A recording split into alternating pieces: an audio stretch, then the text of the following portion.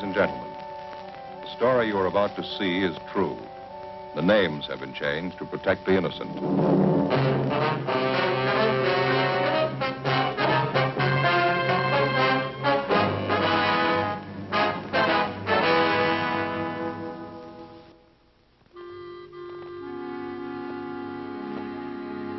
This is the city. Los Angeles, California. I work here. I'm a cop.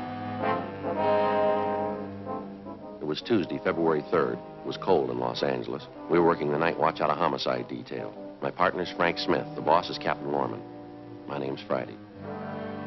It was 18 minutes past 2 a.m. when we got to number 15 San Jose Street, the Green Light Tavern.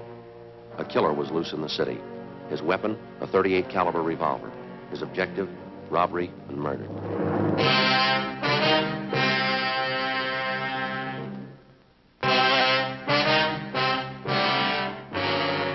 Ambulance on the way, George? Can't use it. They're both dead, wife and husband. Did you call the crime lab? They're on the way. Okay, we better take a look at that back room. Right.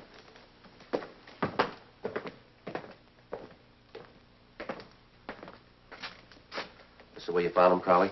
Nothing's been touched. Safe was open when we got here, cleaned out. Shot twice through the back, both of them. They both dead when you got here? The old man was. She wasn't. She say anything? She said the holdup guy wanted all the money in the safe. The old man gave it to him, pleaded with him not to shoot. Yeah. While he was handing over the money, the old man dropped a $10 bill. He said he was sorry, stooped to pick it up. The guy shot him through the back. Mm-hmm. The woman said she turned to grab her husband. The guy shot her through the back. Did you get a description? She didn't last that long. Tough luck. What were their names? Mr. and Mrs. Enrique Cotero, they ran the place. Good people. They always are. Wonder how much money the guy got. Not enough to pay the check.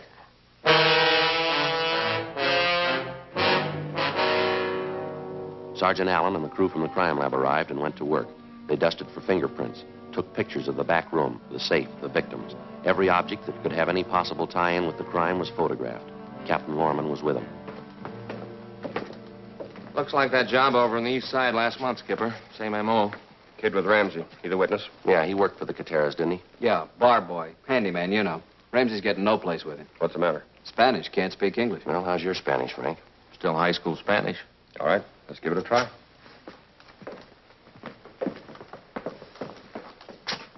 Was he the only one here? When we got here, yeah. Trabaja aquí como bar boy, ¿verdad? Sí, señor.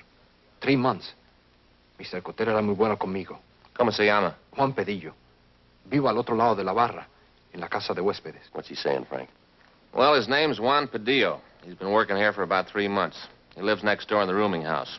Claims he got along fine with Mr. Cotera. Ask him to tell us how it happened. Everything. Juan, queremos saber exactamente cómo pasó esto. Díganos de todo lo que se acuerda. El tiempo. Que tanta gente había. ¿Quiénes eran? Todos los detalles. Toma su tiempo. Sí. Eran como 5 minutos para las 2. Tiempo de cerrar. Mr. Cotera apenas había cerrado la puerta de enfrente. He says it happened around closing time, 5 minutes to 2. Mr. Cotera had locked up the front door. Siga, Juan. Sí. Yo estaba detrás de la barra. Igualmente la señora Cotera. Estábamos limpiando los vasos y poniéndolos en su lugar. Solo estaba un marchante en la barra. Estaba sentado a la orilla de la barra. Allí. Juan was behind the bar with Mrs. Cotera. They were cleaning up the glasses and putting them away. There was only one customer left. He was sitting at the end of the bar. That stool back there. Yeah, go ahead, Frank. Siga, Juan. El marchante creo que se llama Pete. Estuvo aquí anoche y la noche anterior. Siempre se quedaba hasta que cerrábamos. He says the customer's name was Pete. Was in last night, the night before. Always stayed until closing time. Bueno, Juan, siga. La señora Cotera recogió el dinero del registro y se fue al cuarto de atrás. La oficina está allí. El señor Cotera se sentó con el marchante y bebió con él. Este hombre, Pete. Un minuto. He says about 2 o'clock, Mrs. Cotera took the money from the cash register and went into the back room. La oficina. Yeah, the office. And Mr. Cotera sat down and had a drink with this guy, Pete. All right, what happened then? Luego, ¿qué pasó? Bueno, yo limpié los vasos y como unos cuantos minutos después de las 2, llevé una caja de botellas vacías a la bodega. Estuve allí creo que como 5 minutos, cuando oí el ruido. ¡Bang, bang! ¿Qué hizo entonces? Dejé caer las botellas y oí de nuevo. ¡Bang, bang! Entonces corrí a ver. Mr. y Mrs. Cotera estaban tendidos en el suelo. Había sangre. Este hombre Pete salía por la puerta de enfrente. What's he saying, Frank? He says a couple of minutes past 2, he went back to the storeroom with a case of empty bottles. He was back there about 5 minutes when he heard gunshots. He ran out and saw Cotero and his wife on the floor. This guy Pete was going out the door. La puerta de enfrente. Yeah, the front door. Just a minute. Puede conocer a este hombre Pete. Si lo ve de nuevo? Oh, sí, señor, sí lo conocería. He says he'd know Pete if he saw him again. Does he know anything about him? Where he lives, where he hangs out? ¿Sabes dónde vive Pete, Juan? ¿Dónde come? ¿Dónde se mantiene? No, estuvo aquí hoy, anoche y antenoche. Es todo lo que sé, señor. Pete was in here for the past 3 nights. That's all he knows. Ask him if he remembers what Pete was drinking, will you? Yeah. Juan, ¿se acuerda lo que este hombre Pete estaba tomando? ¿Lo que estaba bebiendo? Oh, sí, señor. Scotch y water. Plain water. Toda la noche lo mismo. Scotch and water. Drank the same thing all night. Same guy? Well, it ties in with that other job over on the east side. Wherever the guy works unconsciously, he seems to order the same thing to drink, doesn't he? Dispénseme. Dispénseme, señor oficial. Hay algo más que me acuerdo de él. Algo más que él hizo. Wait a minute. He remembers something else. ¿Qué fue eso, Juan? ¿De qué más se acuerda? Cada noche, él tocaba la máquina de música. Allí. La tocaba mucho. Todo el tiempo pedía cambio. He says Pete played the jukebox a lot. Sí, señor. La misma melodía. Toda la noche. De vuelta y de vuelta. ¿Cuál era esa, Juan? ¿Se acuerda? Sí, señor, me acuerdo. Venga acá, le enseñaré. What's he doing? He wants to show us the jukebox. He said Pete played the same tune all night. Aquí, señor oficial. Esta, la número 14. La tocaba toda la noche. De vuelta y de vuelta. Funny Man. That's the one. Number 14. The tune might be another one of his habits. Let's play it. Go ahead. You got dime? Thanks.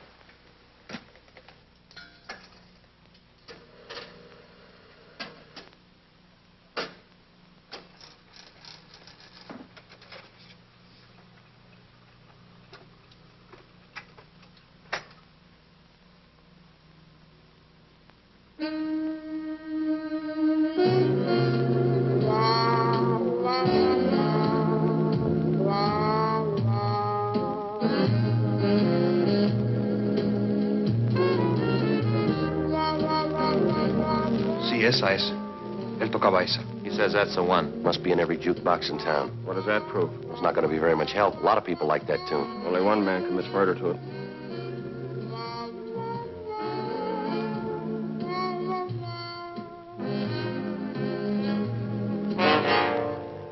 Ten minutes past 3 a.m., Tuesday, February 3rd. Captain Lorman, Frank, and I left the Green Light Tavern, and we took Juan Padillo, the young bartender, back to the office with us. With the help of an interpreter, a police stenographer took down his statement, and then we showed him 3 volumes of coming-out mugshots. Padillo and Frank started looking through them. Captain Lorman and I went across the street to the old city jail building, the crime lab, to see Russ Camp in ballistics. How's it going, Russ? Well, still working on it. It's pretty tough. Why, what's the matter? Right here. This is the bullet that killed that East Side bar owner last month. Yeah. It's from a .38 Colt Special. We know that. It's a metal-piercing bullet. Mm-hmm. Well, the slug's in good shape. We weren't that lucky tonight. How do you mean, Russ? Well, here's the 4 bullets they fired in the back room of the Green Light Tavern tonight. What happened to them? Must have had a heavy load. They penetrated the bodies and buried themselves in the wall and floor. Badly deformed. Yeah. It's going to take some work. Can't tell you much right now. What can you tell us, Russ? Well, I checked the bullets, examined the lands, markings. They got a left-hand twist. And they came from a Colt. Yeah, .38 Colt Special. Same type gun killed that man last month. It's not enough to go to court with, is it? It's enough for us right now. Well, we should get a make on one of these 4 bullets. It'll take a little time. Yeah. Now, you see these 2 slugs? Yeah. Lands, grooves, striations. They're pretty badly mutilated. Mm-hmm. There's no chance for any fancy work there, but we still have a good bit left down here at the base of the bullet. With any kind of a break, you can match him. Oh, I hope so. Grab it, will you, Joe? Yeah, I got it. Crime lab, Friday. Yeah, Frank. Yeah. Right away. Smith? Yeah. Juan Padillo just identified the killer. There's his picture.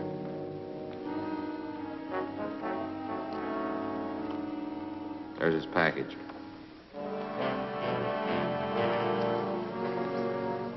Is Juan sure that's the right man?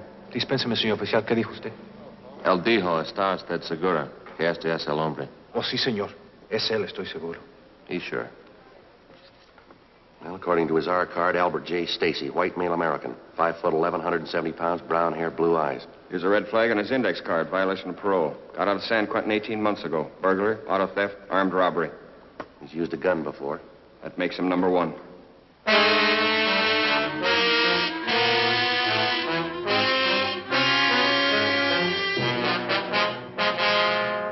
By 4 a.m., an APB and a radiogram on Albert Stacy had been dispatched. The manhunt got underway. At 10 o'clock that morning, Sergeant Allen reported on his findings at the scene of the murder. No fingerprints, no additional physical evidence. We counted on getting the suspect's prints from the glass that he was drinking from at the bar. But either Mrs. Cotera or Juan had unknowingly given the killer his first big break. All the glasses had been washed, wiped, and neatly put away before the shooting. The prints had been destroyed in the process. Just after lunch, Russ Camp and ballistics came up with an answer. The bullets which killed Mr. and Mrs. Cotera came from the same gun which killed the East Side bar owner a month before, a .38 Colt Special.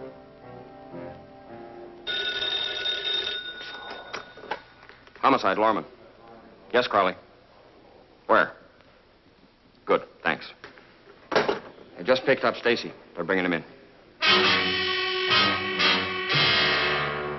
6 p.m., Tuesday, February 3rd. Albert Stacy was booked at the main jail on suspicion of 187 PC, murder. On his person was found a .38 Colt Special. The gun was immediately taken to the crime lab for examination.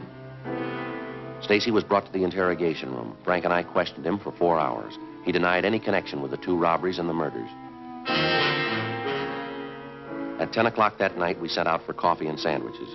Stacy ate heartily. He was worried, but he didn't have the attitude of a trapped murderer. The questioning went on. Midnight came. Stacy hung on to his story. He refused to say where he was at the time of the killings. He had nothing to do with the robberies, nothing to do with the murders. At 4 a.m., Frank and I took time out for a smoke.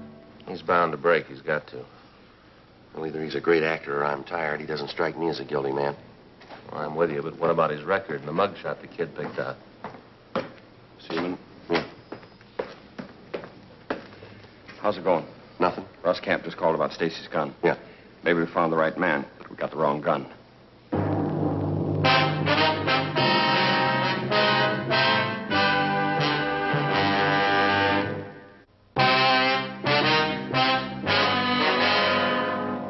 A.m., Wednesday, February 11th. We were refused a complaint against Albert Stacy by the district attorney's office on the grounds that we were unable to present sufficient evidence against him. We then filed on Stacy for violation of the State Penal Code, Chapter 339, Statutes of 1923, as amended 1947, Sub 2, an ex-convict with a gun. We put a hold on Stacy for his parole officer. He was to be returned to San Quentin. Frank and I started all over again from the beginning. A complete description of the suspect, along with his method of operation, was distributed to every tavern and cocktail lounge in the city.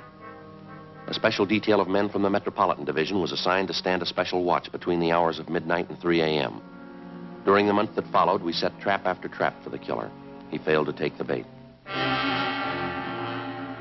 Another month passed. We watched and we waited. 1 a.m. Saturday, April 4th.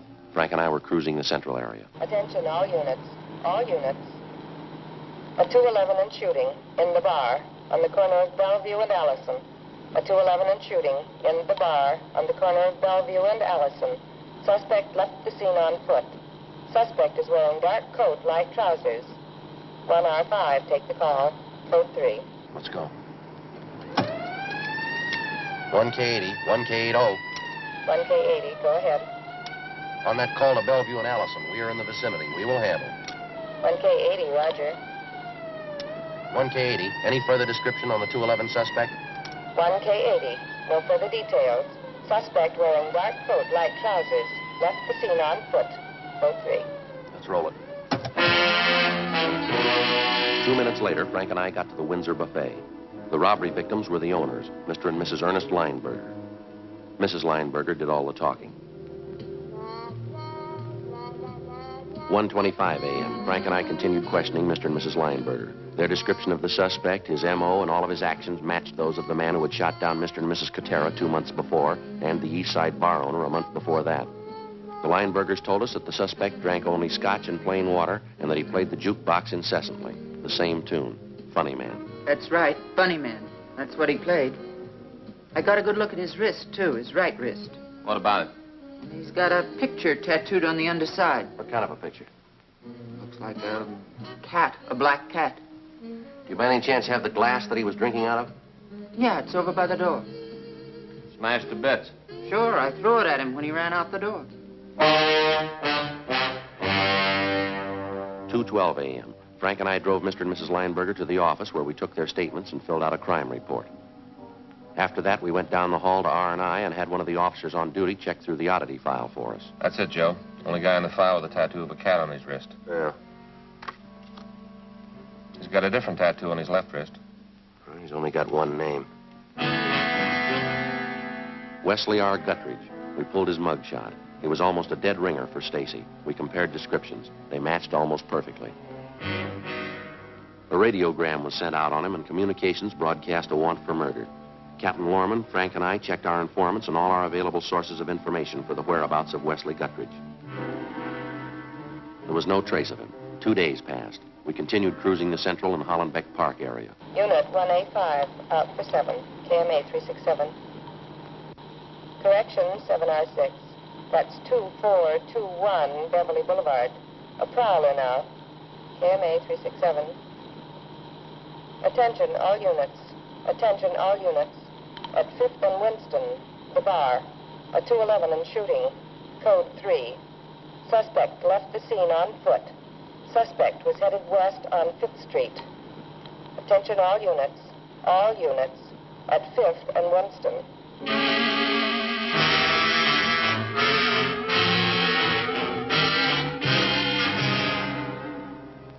The name of the place was Doris and Jim's.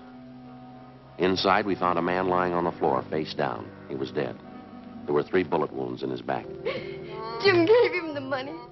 Every penny of it. He asked him for it. Jim gave it to him. He didn't have to shoot him. Didn't have to kill him. We gave him the money. Shut that thing off, will you?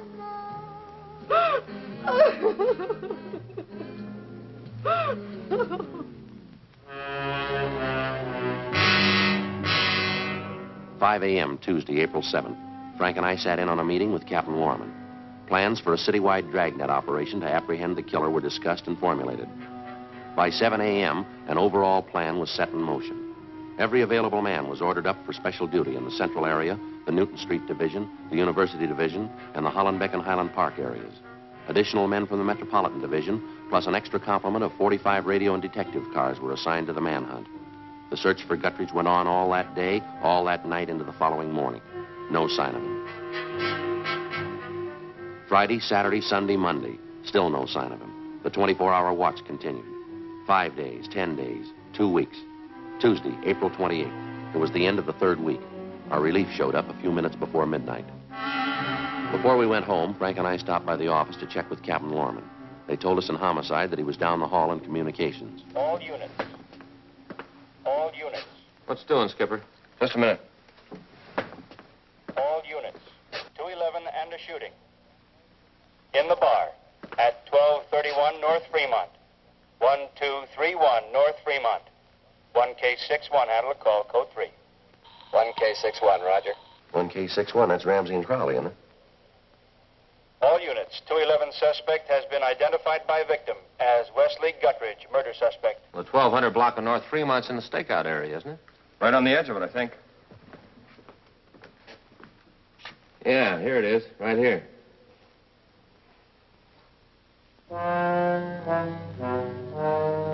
Guttridge is going to have a rough time. The neighborhood here should be pretty well covered. All units on the 211 and shooting at 1231 North Fremont. Suspect left scene in a light tan 1950 Ford sedan. License 7 Tom 7972. 7 Tom 7972. Suspect headed south on Fremont. Suspect headed south on Fremont. 1K61. 1K61. We have spotted 211 suspect, tan Ford sedan, license 7 Tom 7972. Suspect is traveling at high rate of speed. West on 3rd. Now crossing Lucas. We're in pursuit. 1K61, roger. All units on all frequencies, stand by. 1K61 is in pursuit of 211 murder suspect. Suspect is heading west on 3rd Street, now crossing Lucas Avenue. 1K61, pursuing suspect west on 3rd Street, now crossing Union Avenue. Push it, Jim. Don't lose it. 1K61, roger. All units. Suspect headed west on 3rd Street, crossing Union Avenue. Units 1R13, 1A17, 1R19. Block the intersection at Westlake and 3rd Street. 1R13, roger. 1A17, roger. 1R19, roger. Units 1R11 and 1A12. Block the intersection at 3rd Street and Alvarado. 1R11, roger. We're closing in on him. 1K61, 1K61. Suspect now headed north on Burlington, crossing Miramar. North on Burlington, crossing Miramar. Watch that truck, Jim. 1K61, roger. All units. Suspect now headed north on Burlington, crossing Miramar. North on Burlington, crossing Miramar. Maybe they got him blocked. 1K61. 1K61, go ahead. Still pursuing suspect north on Burlington, now crossing 2nd Street. Looks like a dead end. I think we got him blocked. He's turning around.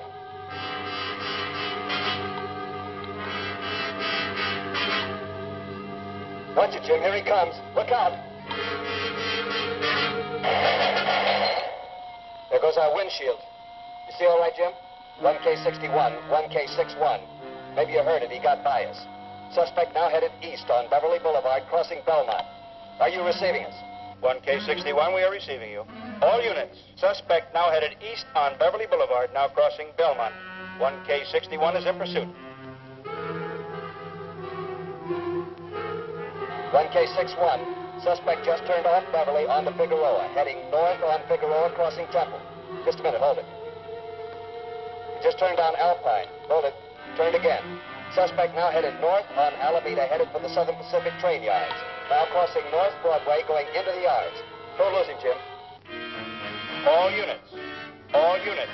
Converge on Southern Pacific train yards. All units. Converge on Southern Pacific train yards. From North Main to the river. From Alhambra Avenue to Macy Street. Suspect is in the yards. Suspect is in the yards. Not making it easy. He's got nothing to lose. 1K61. 1K61. 1K61, come in.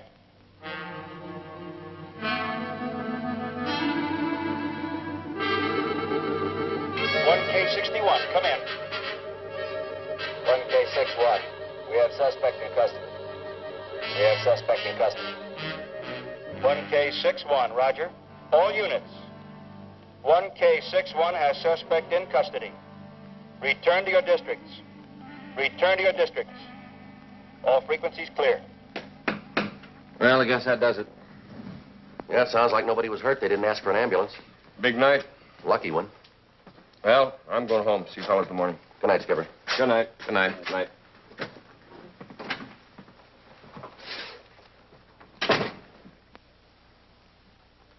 KMA 367. Time check, 12:30 a.m. How about that? What's the matter? This wristwatch of mine. Jeweler worked the whole thing over. Gave it a complete overhaul. Look at that, Joe. 5 minutes slow. Wait till I talk to that jeweler. Well, how long ago did he work on it? Oh, just 4 or 5 years ago. Why? Good night, Frank. Yeah.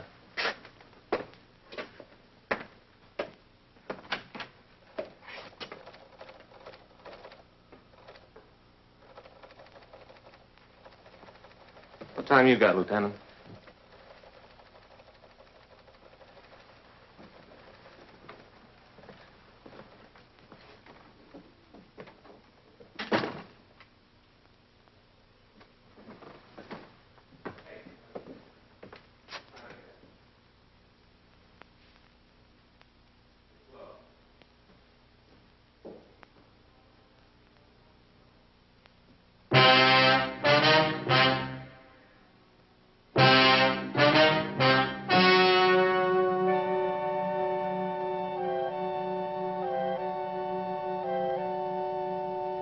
On August 28th, trial was held in Department 82, Superior Court of the State of California, in and for the County of Los Angeles. In a moment, the results of that trial.